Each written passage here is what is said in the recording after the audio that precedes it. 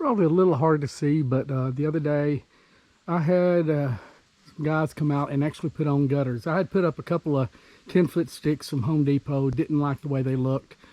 So they came out and did both sides, and it sloped down to the front a little bit because this, not only just to help keep some of the rain off the building, which I already need to do a little bit of work for some places where it's starting to dry out. I need to clean it and reseal it, but that is the nature of these sheds. But they got the gutter on, and they went ahead and did their full downspout. But these are ultimately for rainwater harvesting. I had an IBC tote, and I got a couple of covers. I've done this at my parents' house. I kind of like the window to be able to see how much is in there, but on the other hand, I think it's going to leave too much light, so I'm probably going to put the other cover on as well, the other way around, so that there's no light getting in. I mean, I'll be able to look at it whenever I open it to get to the valve if I want to know. Now this is going to be for gardening, mixing concrete, stuff like this. None of this water is going to go inside the house at the moment. But it's just kind of the next stage.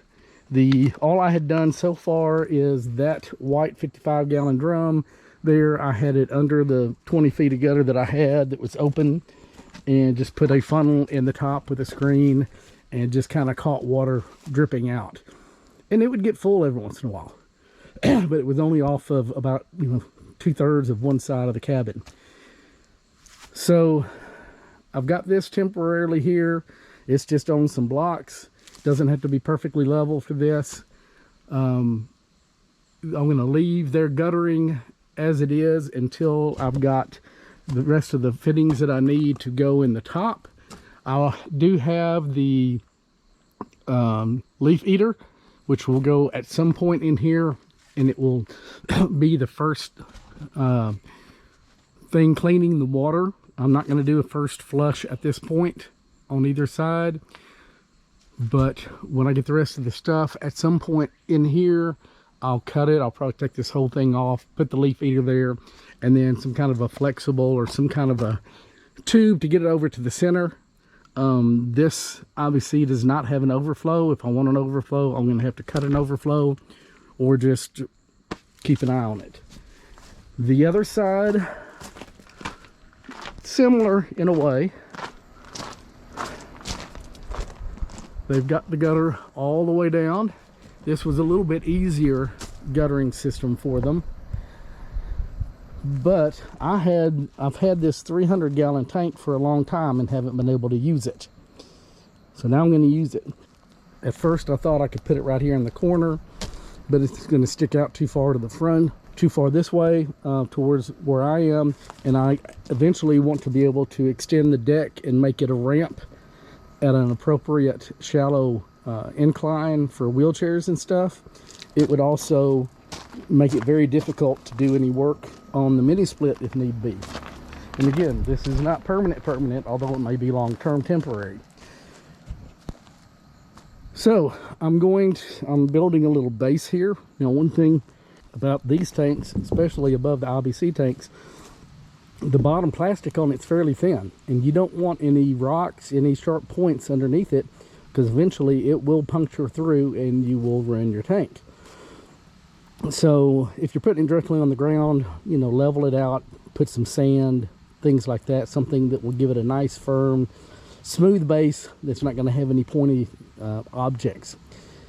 I want this also to be up a little bit so that I can use the valve without a pump. And eventually I may rig up a small little 12-volt pump, RV pump, for it as well. But for right now, I just want to get it on a base that's smooth and get enough water in it that I don't have to worry about it blowing away. So I just took cinder blocks. I scribed the outside of the diameter of this, put some cinder blocks down, put some other pavers on top, and obviously I'm not going to set this directly on that because it might make some sharp points. I have got some 2-inch pink rigid foam that I will lay on top of this, and then I will put the tank on top of that, and that will be the cushion layer to absorb any of the sharp points and stuff. Once there's some water in it, I won't have to worry about it blowing away.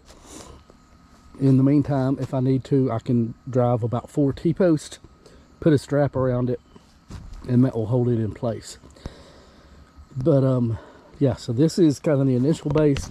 I'm fixing to put the tank up there and just see how the if it's overhanging or anything. We seem to have plenty of room on the back. It's all completely supported, and again, think about having that rigid foam about 2 inches as a padding.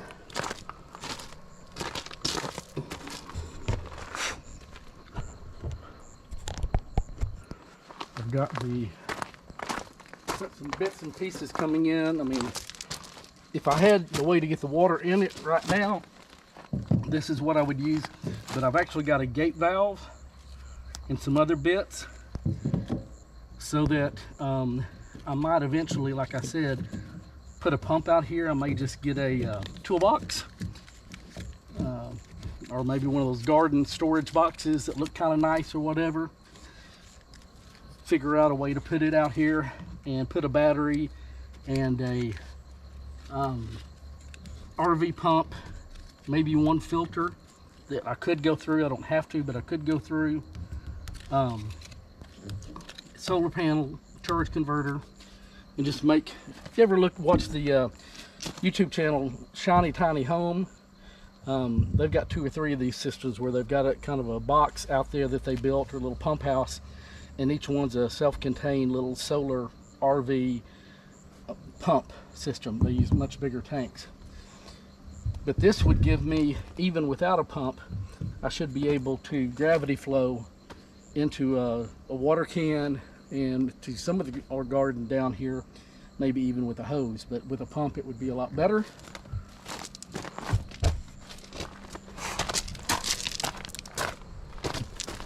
You kind of see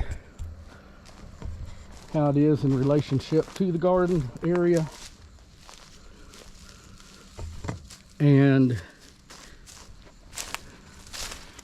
you see the top of a barrel and the gutter, so it'd be a fairly straight shot over here. And if we come back, we can see that there will be an appropriate slope going from the gutter down. The only question is going to be supporting it. That's going to depend, and I'll figure that out when I figure out the piping that I'm using, whether I'm going to use like a PVC pipe round or some of this gutter pipe.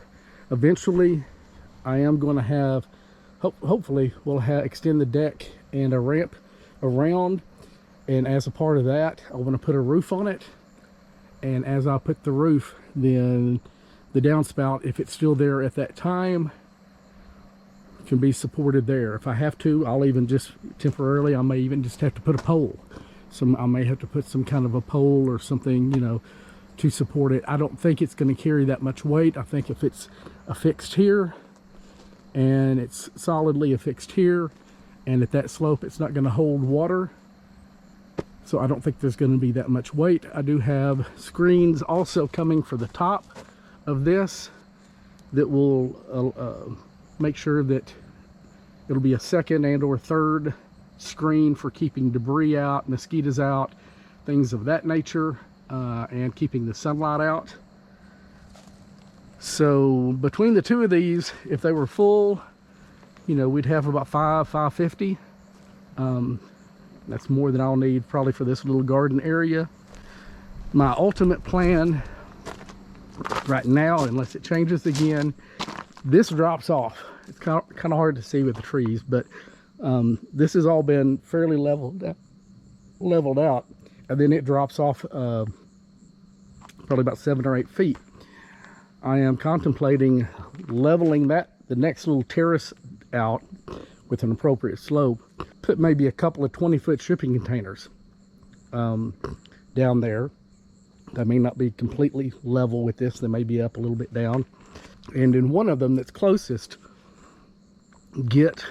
custom order some more tanks that will fit inside that shipping container.